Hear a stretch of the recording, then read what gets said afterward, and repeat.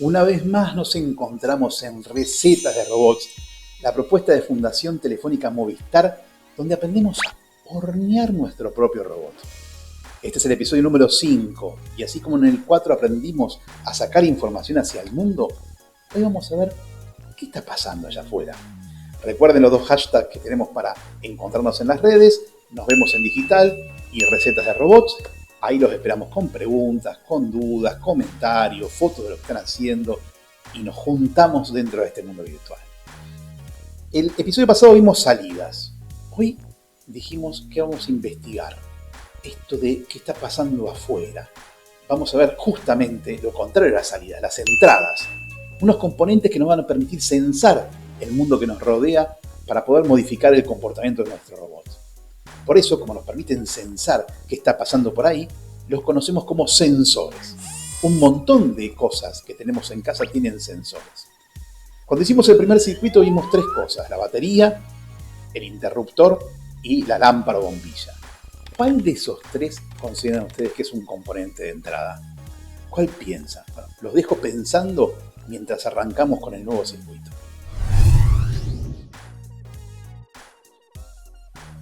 Vemos ahora un componente de entrada que nos va a servir para detectar si el robot que estamos haciendo se está inclinando demasiado, porque se está cayendo, porque está pasando por arriba de un montículo, porque en una lucha de robots, por ejemplo, lo levantan y están a punto de tirarlo. Se llama sensor de inclinación.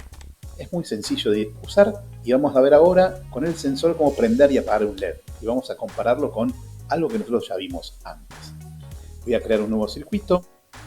Vamos a utilizar a nuestro amigo indispensable para poder conectar sin soldar.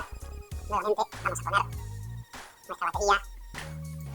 Sí, vamos a poner 2 baterías. Conectamos el negativo aquí y conectamos el positivo de esta manera. Y ya vamos a poner el LED.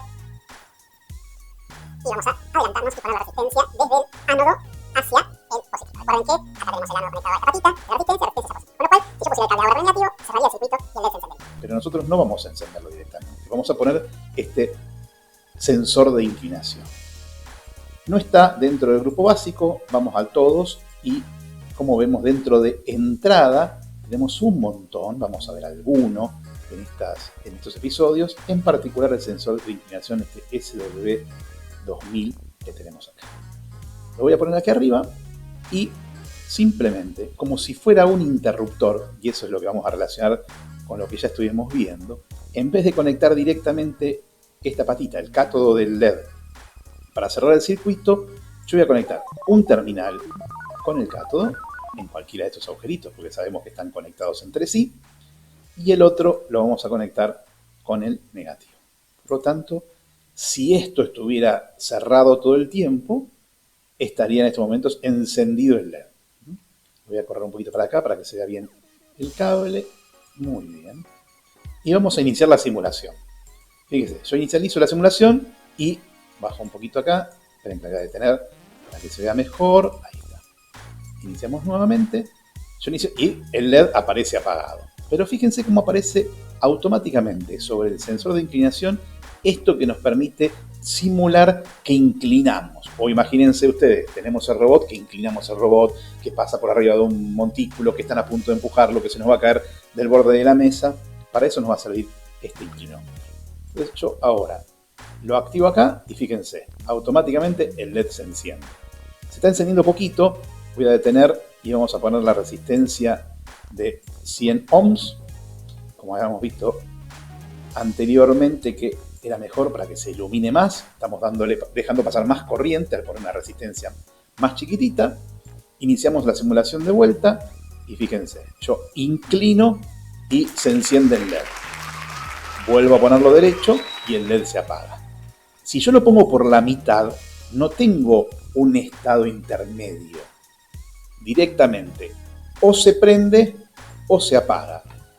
Hay diferentes tipos de sensores de inclinación, pero hay uno bastante habitual que tiene una bolita dentro, que simplemente cuando yo inclino, lo que hago es conectar los 2 cablecitos como si moviera el interruptor de un lado para el otro. Es decir, que esto funciona exactamente igual que un interruptor. Como verán, es muy sencillo de usar y nos va a servir para un montón de situaciones con nuestro robot, para poder detectar lo que pasa alrededor nuestro con nuestro robot.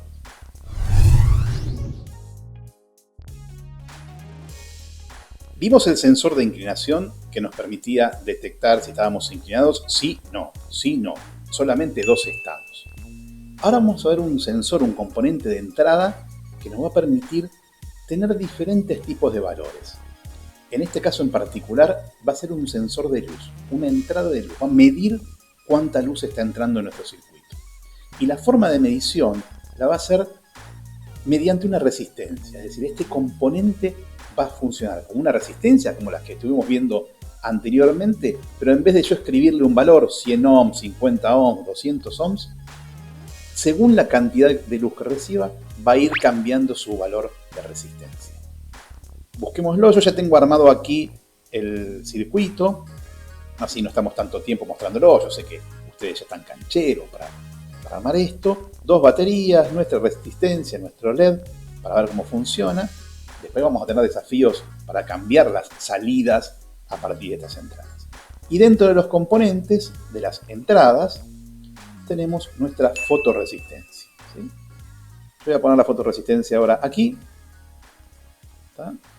Y vamos a conectar, de la misma forma que habíamos usado el sensor de inclinación, una de las patitas.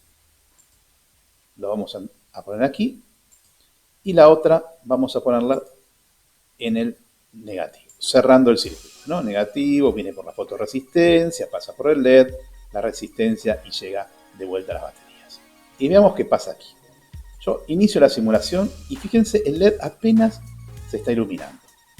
Cuando yo hago clic sobre la fotorresistencia, si muevo esto que está acá, ven cómo el LED empieza a parecer más brillante o menos brillante.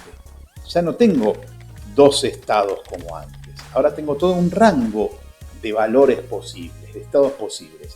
¿Por qué esta fotorresistencia que está acá? Según la cantidad de luz, más o menos luz, en realidad cuanto más luz recibe, menos resistivo es. Por eso el LED se prende más, porque pasa más corriente. Cuando yo le bajo la cantidad de luz, tiene más resistencia, por lo tanto el LED baja la cantidad de su iluminación por la cantidad de corriente que recibe. Imagínense para qué podemos usar esto.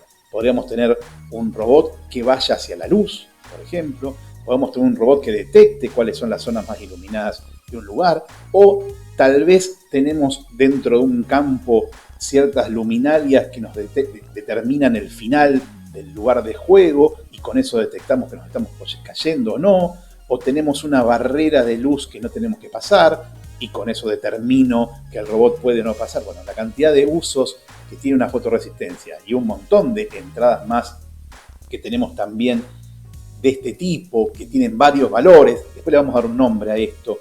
El potenciómetro, por ejemplo.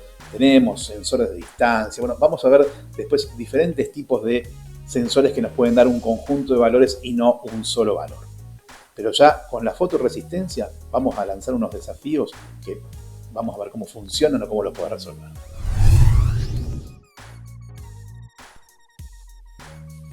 Y comienzan los desafíos para estos nuevos componentes que aprendimos de entrada.